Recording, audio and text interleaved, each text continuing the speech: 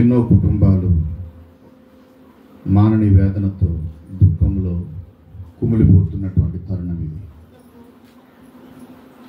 అయినప్పటికీ దేవుడు తన కృప చొప్పున మన హృదయాల్లో నెమ్మదిని దయచేసి మనల్ని ఆదరించి మనకు దేవుడిలాగున క్షేమకరమైన స్థితిలో, సమాధానకరమైన స్థితిలో నడిపించడానికి ఇష్టపడినందుకు మనం ఎంతగానో దేవుని కృతజ్ఞతలు చెల్లించవలసిన వారంగా ఉన్నాం. మనం ఎప్పుడు ధ్యానిస్తూ వస్తున్న వచనాలు అయినప్పటికీ కూడా నేటి దినాన్న ఇది మొట్టమొదటి ఆరాధన గనక ఇది మనందరి జీవితాలకు ఆశీర్వాదకరంగా, మేలుకరంగా ఉండటానికి కొన్ని వచనాల్ని ప్రభు మనకు అనుగ్రహించారు. వాటిని మీరు మీ హృదయాల్లో పదిలపరుచుకొని ఈ 2025 సంవత్సరం అంతట్లో కూడా గొప్ప సమాధానాన్ని మీ హృదయాల్లో పదిలపరుచుకోవాలని దేవుని వాక్యాన్ని బట్టి మనం చేస్తున్నాం. 119వ కీర్తన 50వ వచనంలో, నీ వాక్యము నన్ను బ్రతికించెను, బాధలో ఇదే నాకు నెమ్మదిని కలగజేశాను. నెమ్మదిని కలగజేసేది దేవుని వాక్యం మాత్రమే. అందుకు దేవుని యొక్క వాక్యం లేకుండా మన జీవితాలకు ఎంత మాత్రము నెమ్మది ఉండదు. అందుకొరకు దేవుని యొక్క వాక్యాన్ని మనం శ్రద్ధగా ఆలకించవలసిన వాళ్ళంగా, శ్రద్ధగా దాని మీద దృష్టి పెట్టవలసినటువంటి వాళ్ళంగా ఉన్నాం. కనుక ఈ యొక్క ఉదయకాల సమయం చాలా విషయాలు మనం ధ్యానించుకోవచ్చు. మనకు సమయం ఉంది మంచిగా దేవుని యొక్క వాక్యాన్ని నేర్చుకోవటానికి, ధ్యానించడానికి. ఈ విలాప వాక్యాలు యిర్మీయా గారు, మీరు విలాపం అంటేనే మీకు అర్థమవుతుంది, కన్నీరుతో కూడినటువంటి, వేదనతో కూడినటువంటి, భారభరితమైన హృదయంతో కూడి వ్రాసినటువంటి మాటలు. ఇక్కడ మనం ఒకసారి విలాప వాక్యాలు 1వ అధ్యాయం 1వ వచనాన్ని మనం చూస్తే, జనభరితమైన పట్టణము ఎట్లు ఏకాకి అయి దుఃఖాక్రాంతమాయను, అది విధవరాలు వంటిదాయను, అన్యజనులలో ఘనతకెక్కినది, సమస్థానములలో రాజకుమార్తె అయినది, ఎట్లు పన్ను చెల్లించినదైపోయెను అని రాత్రి అందది బహుగా ఏడ్చుచున్నది, కన్నీరు దాని చెంప మీద కారుచున్నది, దాని విటకాండ్రందరిలో దాని నోదార్చువాడు ఒకడును లేడు, దాని చెరికాండ్రందరూ దాన్ని మోసపుచ్చురి, వారు దానికి శత్రువులైరి. ఇక్కడ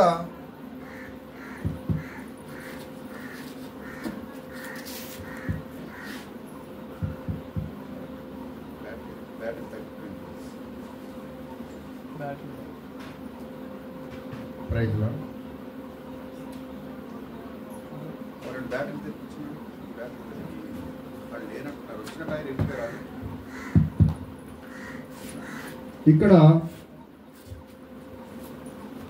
ఇంత దుఃఖాక్రాంతమైనటువంటి పరిస్థితిని గూర్చి ఈ పుస్తకం, ఈ యొక్క విలాప వాక్యాలు యిర్మీయా గారు రాశారు. రాస్తూ కూడా దేవుని కృపను గూర్చి, దేవుని మంచితనమును గూర్చి, దేవుని వాత్సల్యతను గూర్చి చాలా గొప్పగా 3వ అధ్యాయంలో జ్ఞాపకం చేసుకున్నాడు. ఇశ్రాయేలు ప్రజలకి, యెరూషలేము పట్టణస్థులకి ఆయన ఏమి సందేశం ఇస్తున్నారు అంటే, ప్రభువు సర్వకాలం విడనాడు నాయన, ఆయన ఎవరికి హృదయపూర్వకంగా విచారమైన బాధైన కలగజేసేవాడు కాదు. నరుని శిక్షించడం అనేది, నరునికి వేదన కలగచేయటం అనేటటువంటిది ఆయనకి ఉద్దేశపూర్వకంగా కలిగినటువంటిది కాదు అనే విషయాన్ని ఈ విలాప గ్రంథాల్లో యిర్మీయా గారు రాసిపెట్టారు. చాలా గొప్ప విషయం. యెహెజ్కేలు గారు ఏం చెప్పారంటే, యెహెజ్కేలు పుస్తకంలో మనం ఒకసారి యెహెజ్కేలు గ్రంథాన్ని మనం చూద్దాం. యెహెజ్కేలు గ్రంథము 18వ అధ్యాయం ఒకసారి 23వ వచనాన్ని గనక మనం చూస్తే, యెహెజ్కేలు గ్రంథం, దుష్టులు మరణము నొందుట చేత నాకు ఏమాత్రమైన సంతోషము కలుగునా.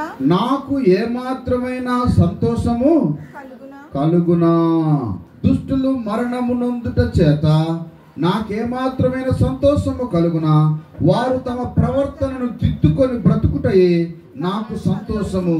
ఇదే ప్రభువగు యెహోవా వాక్కు. ఆయన ఎవ్వరూ నశించిపోవటం అనేది ఆయనకి ఇష్టం లేదండి.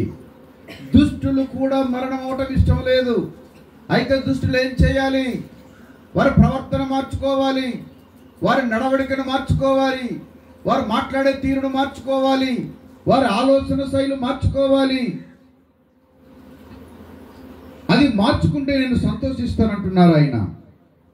కొంచెం మనం 21వ వచనాన్ని చూద్దాం. ఇదే విలాప వాక్యాల్లోనే 18వ అధ్యాయంలో 21వ వాక్యాన్ని చూస్తే, అయితే దుష్టుడు తాను చేసిన పాపములన్నిటిని విడిచి నా కట్టడలన్నిటిని అనుసరించి నీతిని అనుసరించి న్యాయమును జరిగించిన ఎడల అతడు మరణమునందడు, అవశ్యముగా అతడు బ్రతుకును. కనుక ఆయన ఏం తెలియజేస్తున్నారు అని ఆలోచన చేసినట్లయితే, దుష్టుడు అవశ్యంగా మార్పు చెందవలసింది, తన ప్రవర్తన సరి చేసుకోవలసింది, అతడు నీతిని జరిగించవలసింది. దేవుడు మనకు 2024వ సంవత్సరం అంతా కూడా తన కృప ద్వారా బ్రతికించారు. ఈ 2025వ సంవత్సరం నీతిని జరిగించటానికి, దేవుని ప్రేమించటానికి, దేవుని వాత్సల్యమును బట్టి, దేవుని కరుణను బట్టి. ఎందుకంటే ఆయనకు ప్రతి దినము కూడా నూతనముగా వాత్సల్యం పుట్టుచూ ఉన్నది. అంటే ప్రేమ కరుణ గాలి పుడుతూ ఉంది కనుకనే నేటికి మనము జీవిస్తున్నామనే విషయాన్ని అర్థం చేసుకోవలసినటువంటి వారంగా ఉన్నాం. ఇదే యిర్మీయా గ్రంథంలో, యెహెజ్కేలు గ్రంథం 22వ అధ్యాయంలో 30వ వచనాన్ని ఒకసారి మనం చూస్తే, యెహెజ్కేలు గ్రంథం 22వ అధ్యాయం 30వ వచనాన్ని చూద్దాం. నేను దేశమును పాడు చేయకుండునట్లు ప్రాకారమును దిట్టపరచుటకును బద్దలైన సందులలో నిలుచుటకును తగినవాడెవడని నేను ఎంత విచారించినను ఒకడైనను కనబడలేదు. ఈరోజు మనకు చాలా ప్రాముఖ్యమైన అంశం ఈ వచనం. దేశం పాడైపోయే పరిస్థితి ఉంటే, లేక ఒక పట్టణం పాడైపోయే పరిస్థితి ఉంటే, ఒక కుటుంబం పాడైపోయే పరిస్థితి ఉంటే, ఆ కుటుంబానికి సంబంధించి బీటలు వారితే, ఆ ఇంటికి సంబంధించి బీటలు వారితే, అది కూలిపోవడానికి సిద్ధంగా గోడ ఉంటే, కూలిపోవటానికి సిద్ధంగా ఇల్లు ఉంటే, దాని మధ్యలో నిలవబడి ఆ యొక్క లోటును పూడ్చగలిగినటువంటి వారు ఒకరు కావాలంటున్నారు. నేను వెతుకుతున్నాను కానీ కనబడటం లేదు అని చెప్పేసి అంటున్నారు. దేవుడు ఇశ్రాయేలు ప్రజలకు దేవునికి మధ్య ఎడబాటు వచ్చేసింది. ఆ ఎడబాటును పూల్చగలిగిన వారు కనబడటం లేదు. ఈరోజు కుటుంబాలు విచ్ఛిన్నమైపోతూ ఉన్నాయి. కుటుంబాల్లో సమాధానాన్ని కోల్పోతూ ఉన్నాం. కుటుంబాల్ని ఐక్యపరచడానికి, కుటుంబాల్లో నెమ్మదిని స్థాపించడానికి తగిన వారు ఒక్కరు కూడా కనబడటం లేదు. ఆ కుటుంబాల్ని మరలా తిరిగి కట్టుకోవటానికి, ఆ జీవితాల్ని మరలా తిరిగి కట్టుకోవటానికి తగిన వారు ఒకరు కూడా కనబడటం లేదు. ఈ 2025వ సంవత్సరంలో ఆ బాధ్యతను తీసుకోవడానికి నువ్వు సిద్ధంగా ఉన్నావా? నీ కుటుంబం బలహీనంగా ఉందా? ఆ గోడలు బీటలు వారు ఉన్నాయా? వాటిని సరిదిద్దగలిగినటువంటి స్థితి నువ్వెందుకు మరి కలిగి ఉండటం లేదు అనేది ప్రశ్న. కొరింథీ పత్రికలో అపోస్తలుడైన పౌలు చెప్తారు, అలాంటి పనికి మాలిన వదరబోతికి గద్దించి బుద్ధి చెప్పటానికి మీలో ఒక్కడైనా బుద్ధిమంతుడు లేడా అని కొరింథీ సంఘానికి పౌలు ప్రశ్నిస్తూ ఉన్నాడు. ఎవరైనా మన సహోదరులు తప్పిదంలో ఉంటే వారిని సరిచేయగలిగిన వారు ఒక్కరు కూడా లేరా? మీ కుటుంబాన్ని సరి చేసుకోవటానికి మీరు ఎందుకు బాధ్యత వహించట్లేదు అనేది ఇక్కడ దైవజనుడు ఆవేదన వ్యక్తం చేస్తున్నాడు. దేవుడు ఆవేదన వ్యక్తం చేస్తున్నాడు. యెహెజ్కేలు గారు ఆ విషయాన్ని బయలుపరిచారు. ఒకనొక రోజున ఇశ్రాయేలు ప్రజలు ఐగుప్తు నుంచి కానానికి వస్తున్నప్పుడు వారు ఒక పొరపాటు చేశారు. ఆ పొరపాటు చేసినప్పుడు దేవునికి చాలా కోపం వచ్చింది. దేవునికి కోపం వచ్చి ఏం చేయాలనుకున్నారో ఒకసారి మనం చూద్దాం. కీర్తన 106వ కీర్తన 22, 23 వచనాలు ఒకసారి మనం చూద్దాం. 106వ కీర్తన 22, 23 వచనాలని మనం ఒకసారి చదువుదాం. ఎర్ర సముద్రము నొద్ద, నేను చదువుతానండి చాలా స్పష్టంగా. ఎర్ర సముద్రం వద్ద భయము పుట్టించి క్రియలను చేసిన తమ రక్షకుడైన దేవుని మరిచిపోయిరి. అప్పుడు ఆయన, నేను వారిని నశింప చేసేదనెను. అయితే ఆయన వారిని నశింప చేయకుండానట్లు ఆయన కోపము చల్లార్చుటకై ఆయన ఏర్పరచుకొన్న మోషే ఆయన సన్నిధిని నిలిచి అడ్డుపడెను. ఇశ్రాయేలు ప్రజలు దేవుని ఆజ్ఞను అతిక్రమించినప్పుడు, ఇశ్రాయేలు ప్రజలు దేవుని యొక్క ఆజ్ఞను అతిక్రమించి దేవుని చిత్తమునకు విరుద్ధంగా ఉన్నప్పుడు దేవుని కోపం ఇశ్రాయేలు ప్రజల మీద రగులుకుంది. మోషేతో దేవుడు అంటున్నాడు, ఇదిగో వీళ్ళని నేను నాశనం చేస్తాను, వీళ్ళని నేను పతనం చేస్తాను, వీళ్ళని పూర్తిగా నశింప చేసేస్తానని దేవుడు మాట్లాడుతూ ఉన్నాడు. అప్పుడు దేవుని సన్నిధిని ఇశ్రాయేలు ప్రజలకును దేవునికి మధ్య మోషే వచ్చి అడ్డుగా నిలవబడ్డాడు. నా పేరు జీవగ్రంథంలో తీసేయండి, వీరు నశించిపోకూడదు. దేవుడు వీరిని ఐగుప్తు నుంచి తీసుకొని వచ్చి ఈ అరణ్యంలో చంపడానికే తీసుకొచ్చాడని చెడ్డ పేరు నీకు వస్తుందయ్యా. అడ్డుగా నిలవబడ్డాడు. ఆ ప్రజల రక్షణార్థమై ఈరోజు నీ కుటుంబం కోసం నువ్వేమైనా త్యాగం చేయగలుగుతున్నావా? నీ కుటుంబం కొరకు నువ్వు భారం కలిగి ప్రార్థిస్తున్నావా? తగిన వాడు ఒకరు కావాలి. ఆ దేశాన్ని పాడు చేయటానికి దేవుడు కోపగించినప్పుడు ఆ బీటల వారిన దేశాన్ని దాన్ని సరిచేయగలిగిన వాడు ఒకడైనా కనబడతాడేమోనని చూస్తూ ఉంటే ఒకడు కనిపించటం లేదు. కానీ ఇక్కడ మోషే అడ్డుపడ్డాడు. ఇక్కడ మోషే అడ్డుపడ్డాడు. ఎంతో గొప్ప విషయం అది, చాలా అద్భుతమైన విషయం అది. మోషే దేవునికి అడ్డుపడ్డాడు, ఇశ్రాయేలు ప్రజలను కాపాడాడు. ఈరోజు నీ కుటుంబం కొరకు అయినా, కనీసం నువ్వు గ్రామం కొరకు అవసరం లేదు పోని, నీ రాష్ట్రం కొరకు నువ్వు చేయలేకపోవచ్చు, నీ కుటుంబం కొరకైనా, నీ కుటుంబంలో సమాధానం కొరకైనా నువ్వు అడ్డు నిలవగలిగినటువంటి స్థితిని నువ్వు కలిగిలేవా? ఆ బాధ్యత వహించలేవా? ఒక ప్రశ్న ఇది. ఈ 2025 సంవత్సరంలో అలాంటి ఒక కార్యాన్ని, నేను మరలా నా కుటుంబాన్ని తిరిగి కట్టుకోవటానికి, నేను మరలా నా జీవితాన్ని తిరిగి కట్టుకోవటానికి నేను నిలబడతానయ్యా, నేను నిలబడతానయ్యా అని నువ్వు సిద్ధపడి ముందుకు వస్తే దేవుని సన్నిధి నీతో ఉంటుంది. 5 విషయాలు మనం జ్ఞాపకం ఉంచుకోవాలి. ఈ 2025 సంవత్సరం దేవుడు నీతో ఉంటాడు. దేవుని యొక్క వాక్యం ఏం చెప్తుందో తెలుసా? దేవుడు ఎల్లప్పుడూ నీతో ఉంటాడు. అక్కడ 2 ఛానల్ సౌండ్ ఉంచుదాం. దేవుడు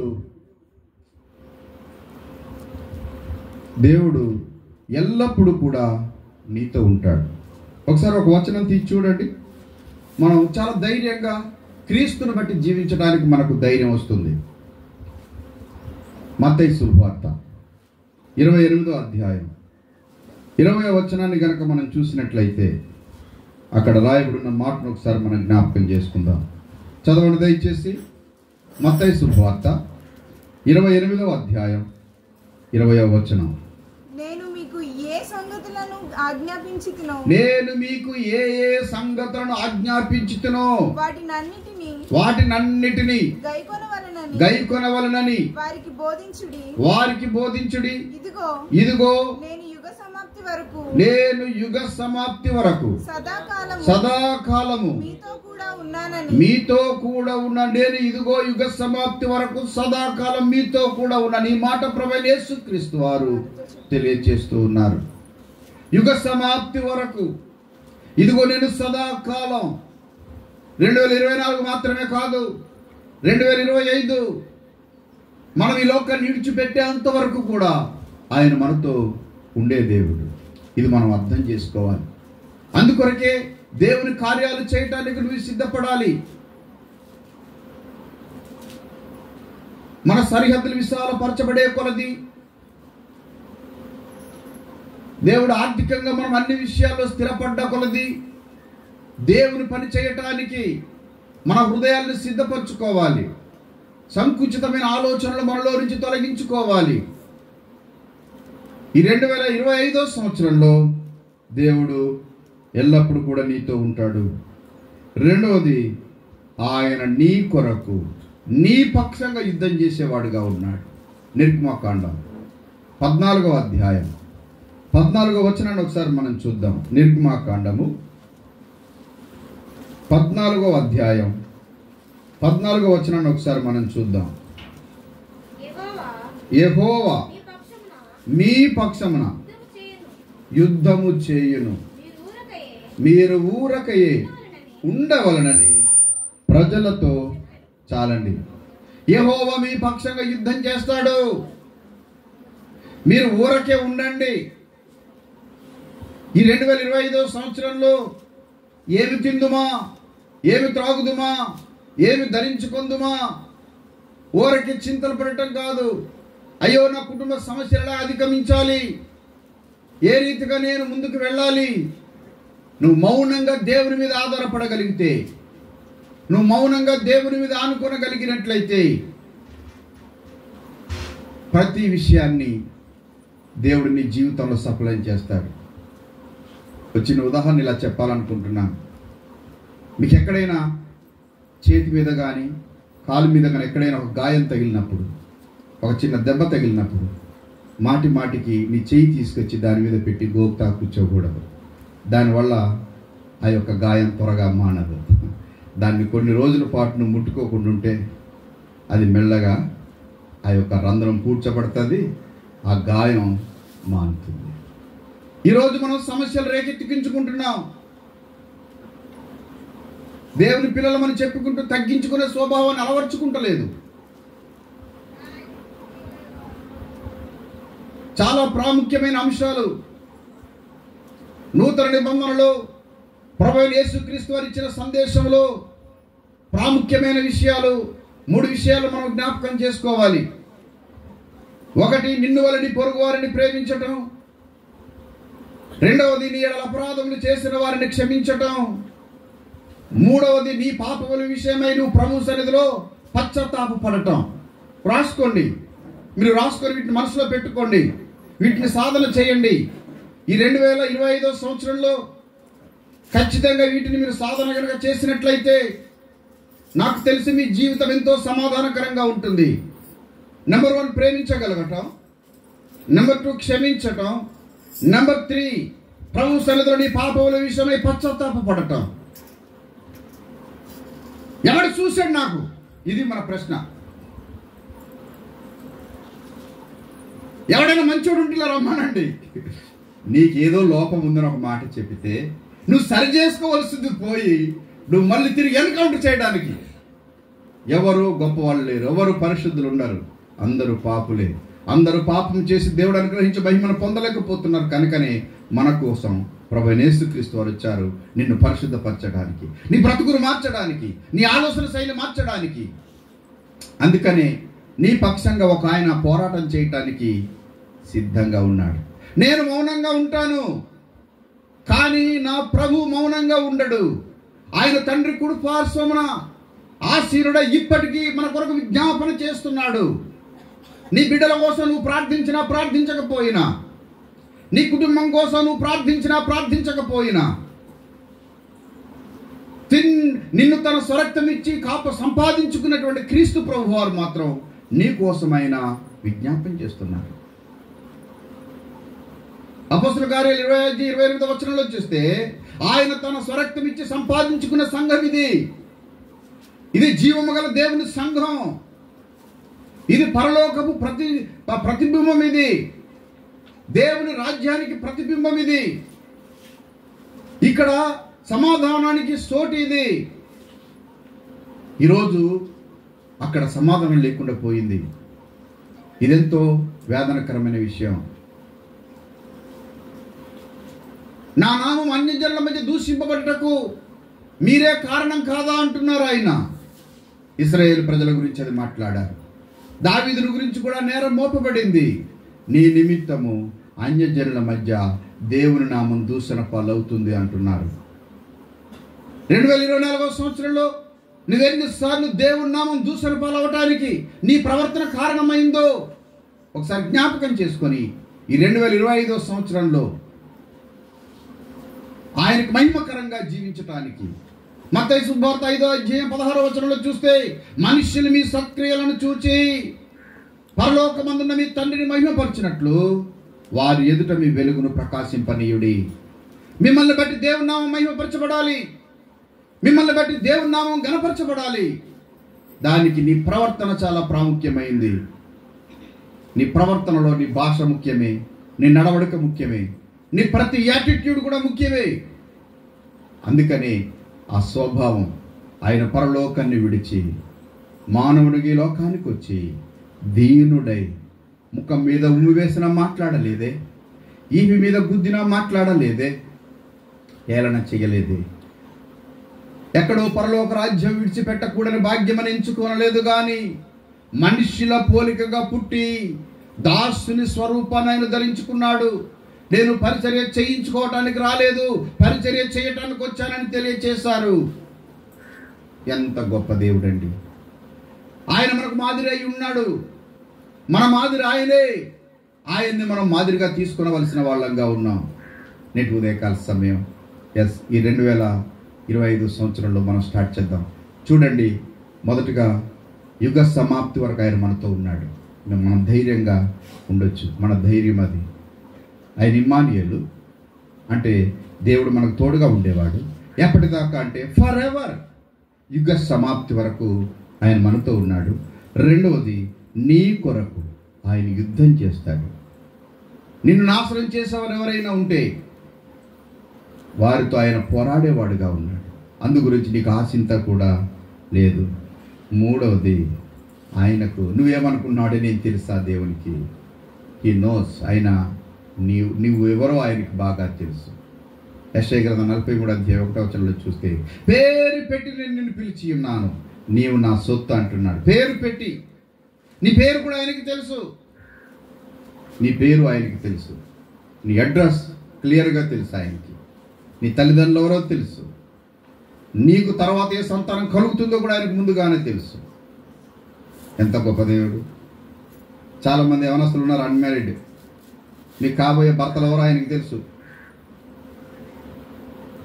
పొట్టు ముక్కోడో నాకులాగా మేబీ ఆయనకు ముందుగానే యాక్సెప్ట్ చేయాలి. దేవుని చిత్తంలో ఉన్న వాళ్ళని ఆపినిక్కరించి వదిలేయకూడదు. దేవుని చిత్తం ఉన్నప్పుడు తలదించుకోవాలి. చాలా అన్ని తెలిసినవాడు. మన గురించి అన్ని తెలిసినవాడు. నీ గురించి అన్ని తెలిసినవాడు. అందు గురించి నా గురించి ఆయనకి ఏం తెలియదు. చాలామంది అంటారు నేను చాలా పేదవాళ్ళం. క్రీస్తు ప్రభువును కలిగి ఉండి కూడా ఇంకా ఈ పేదరికం, ఈ మాటలు మనం మానేసేయాలి. ధనవంతులు వట్టి చేతులతో పంపేసి దీనులను గద్దెనెక్కిస్తున్నటువంటి ప్రభు ఆయన. దేవుడు నిన్ను ఉన్నత స్థానంలో నిలవబెడితే నువ్వు ఇంకా క్రీస్తును కలిగి ఉండి విశ్వాసంతో అడుగులు వేయకుండా నీ బలహీనతల వైపు చూస్తున్నావు. అటువైపు కాదు నువ్వు చూడవలసింది, క్రీస్తు వైపు చూడు. ఇక మనం చూసినట్లయితే ఒక వచనం చదువుదాం. మనం యిర్మీయా గ్రంథం 29వ అధ్యాయం 11వ వచనాన్ని ఒకసారి మనం చూద్దాం. యిర్మీయా గ్రంథం 29వ అధ్యాయం 11వ వచనం. నేను మిమ్మును గూర్చి ఉద్దేశించిన సంగతులను నేను ఎరుగుదును, రాబోవు కాలమందు మీకు నిరీక్షణ కలుగునట్లు అవి సమాధానకరమైన ఉద్దేశములే గాని హానికరమైనవి కావు. ఇదే యెహోవా వాక్కు. చూడండి, చాలా స్పష్టంగా తెలియజేస్తున్నాడు. నేను మిమ్మల్ని గూర్చి ఉద్దేశించిన సంగతులను నేను ఎరుగుదును. రాబో కాలమందు మీకు నిరీక్షించి ఉన్నట్లుగా అవి సమాధానకరమైన ఉద్దేశములే గాని హానికరమైనవి కావు. సమాధానకరమైన ఉద్దేశములు ఆయన కలిగి ఉన్నాడు. నీ పట్ల నీకు సమాధానం కలగ చేయాలని ఆయన ఉద్దేశించి ఉన్నాడు. అందుకే సమాధాన పరచువారు ధన్యులు, వారు దేవుని కుమారులు అనబడతారు. కనుక ఇప్పుడు నువ్వు ఆ యొక్క బీటలలో నిలవబడగలిగినటువంటి వ్యక్తి ఎవరైనా ఉన్నారా? ఆ కుటుంబం విచ్ఛిన్నం కాబోతుంది, ఆ కుటుంబం పతనం అవుతుంది. ఆ మధ్యలో నిలవబడగలిగిన వ్యక్తి ఒకరు కావాలని ఆయన కోరుతున్నాడు. ఇదిగో ఇశ్రాయేలును మోషే దేవుడు నాశనం చేయాలనుకున్నాడు. మోషే అడ్డుపడ్డాడు.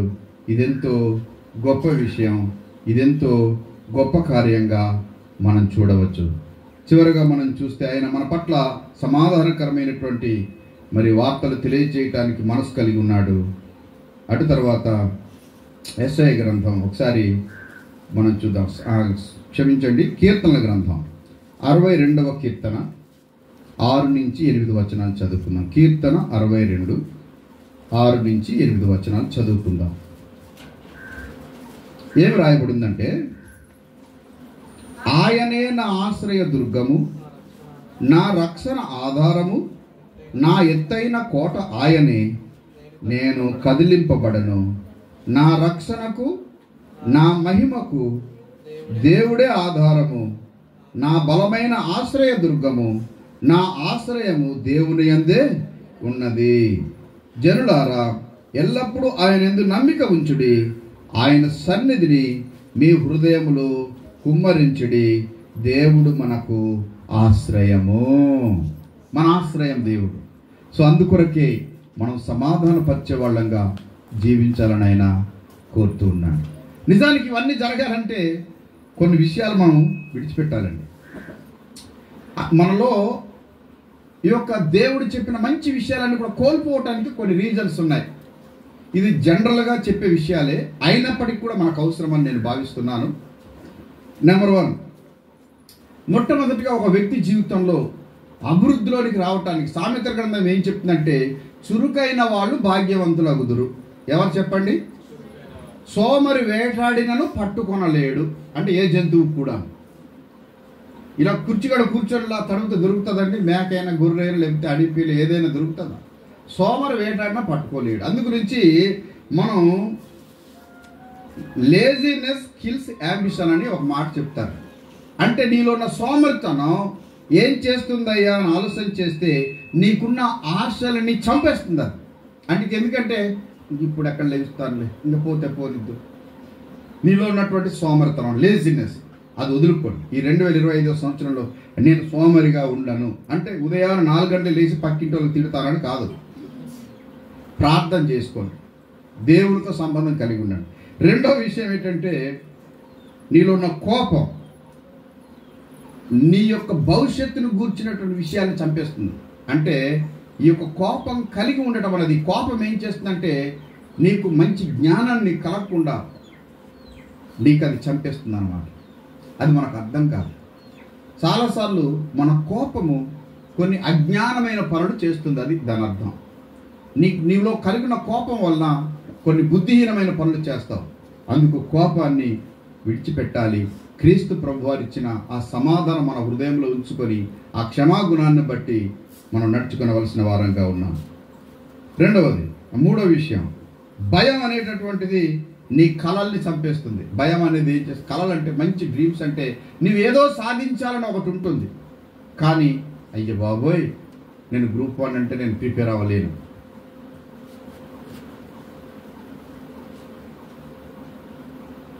ఒక యవనస్తుడికి ఒక అమ్మాయి చిన్న పరీక్ష పెట్టింది. అట్లీస్ట్ ఏమైనా ఐఏఎస్ కొడతావేటాను. గ్రూప్ 2 కూడా ఇంకా గ్రూప్ 1 కూడా కష్టమని గ్రూప్ 2 అయితే ట్రై చేస్తాను అన్నాడు. భయం. దీని అందరికీ కారణం ఏంటి చెప్పండి? నువ్వు ముందే వీళ్ళు ఎక్కి పెట్టలేకపోతున్నావు. చాలా సంవత్సరాల క్రితం ఒక సన్నివేశం జరిగింది. నేను కూడా చిన్నప్పుడు వేటకి వెళ్తుండేవాడిని. నేను వెళ్ళినప్పుడు జరిగిన సన్నివేశం అంటే నేను ఏదో ఇంటి వద్ద చేయటం కాదు, మేమందరం సోపడానికి వెళ్ళాం. ఆ బ్యాచ్తో నేనున్నాను. అవతల ఇటు నుంచి జంతువులు సోపితే అటు నుంచి కొంతమంది వేటగాళ్ళు కాసుకొని కూర్చొని అటుకి అలుగులు తేస్తారు. పెద్దవాళ్ళు చాలామంది అక్కడ కాసుకొని కూర్చున్నారు. అందులో ఒక సహోదరుడు, నేను చిన్నయ్య అంటాను, అటు పొద్దున్న కళ్ళ తాగి వచ్చేయడం, ఇంటి వద్ద పెట్టుకొని పోతూ గొర్రె తాపు తన్నేసి పోయింది. ఈడు లేగలే, ఈడు ఎదురుగుండే పోయింది, ఈడు పడుకున్నాడు, ఈడే వేస్తాడు దానికి, ఈడు తొంగున్నాడు. సో చాలా జాగ్రత్త. నీ భయం అనేది కూడా నీవు ఏదైతే కావాలనుకుంటున్నావో అది చంపేస్తుంది. అది ముందుకు వెళ్ళలేవు. నాకు కష్టం, నేను ఇంక ఇది చేయలేను.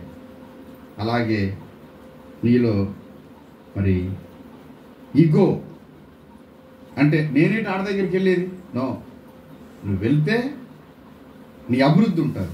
నీలో ఈగో అనేది అక్కడికి నేను వెళ్ళడం ఏంటి, వాళ్ళతో నేను మాట్లాడడం ఏంటి, వాళ్ళు చెప్తే నేను ఎందుకు వినాలి, ఈ ఈగోయిస్టిక్ లైఫ్ అనేది ఉన్నట్లయితే నీ అభివృద్ధి నిలిచిపోతుంది, నువ్వు అభివృద్ధి పొందలేవు.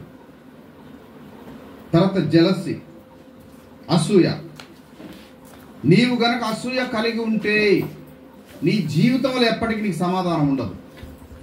నీకు సమాధానం లేకపోవటానికి కారణం నువ్వు కలిగి ఉన్నటువంటి అసూయ. లీస్ట్ ఆఖరు మాట ఏంటంటే డౌట్, అనుమానం. అనుమానం కనుక కలిగి ఉంటే నువ్వు ఎప్పటికీ ఏది అయినా పొందుకుంటాననే నమ్మకం నీకు ఉండదు. ఇక నీ అనుమానమే నిన్ను కృంగదీసేస్తూ ఉంటుంది. అందుగురించి ఈ 2025 సంవత్సరంలో దేవుడు నిన్ను ఎంతగానో ప్రేమిస్తున్నాడు, దేవుడు నిన్ను ఎంతగానో కరుణిస్తున్నాడు. ఈ 24వ సంవత్సరం అంతా కూడా కాచి కాపాడి 25వ సంవత్సరాన్ని దేవుడు మనకు గొప్ప ఆయుధంగా ఇచ్చాడు. ఆయన మనకు సదాకాలం మనతో ఉంటానని తెలియజేశారు. మన కోసమైన యుద్ధం చేస్తానన్నాడు. ఆయన మన గురించి స్పష్టంగా తెలుసు, మన పేరు కూడా ఆయనకు తెలుసు. ఆయనకు మన పట్ల గొప్ప ప్రణాళికలు ఉన్నాయి. ఆయన మనకు ఆశ్రయము, మనకు దుర్గము, మనకు కోటగా ఉన్నాడు. పరిస్థితులు ఏమైనా కావచ్చు, వేటికి నువ్వు భయపడనక్కర్లేదు. అన్ని పరిస్థితులకు చాలిన దేవుడు మన ప్రభు అయిన యేసుక్రీస్తు వారు. అందుగురించి ఆయన విలాప వాక్యంలో చెప్పినట్లుగా ఆయన మనల్ని సర్వకాలము విడనాడువాడు కాడు. దేవుని వాక్యంలో చివరిగా విలాప వాక్యాలను ఒకసారి మనం చదువుకొని ఈనాటి నా సందేశాన్ని ముగించడానికి ఇష్టపడుతున్నాను. యెహోవా కృపగలవాడు, ఆయన వాత్సల్యత ఎడతెగక నిలిచినది గనక మనము నిర్మూలము కాకున్న వారము. అనుదినము నూతనముగా ఆయనకు వాత్సల్యత పుట్టుచున్నది. నీవెంతైనా నమ్మదగిన దేవుడవు. ఆయన ఎంతైనా నమ్మదగిన దేవుడు. ఆయన ఎంతైనా నమ్మదగిన దేవుడు. ఎవరిని నమ్మాలో ఎవరిని నమ్మకూడదో నాకు తెలియటం లేదండి అంటాం. కానీ ఒక వ్యక్తి ఉన్నారు నమ్మటానికి, ఆయనే ప్రభు అయిన యేసుక్రీస్తు వారు. ఎలాంటి పరిస్థితిలోనైనా నీకు సహాయం చేయటానికి ఆయన ఒక్కరే మాత్రమే ముందుకు రాగలుగుతారు.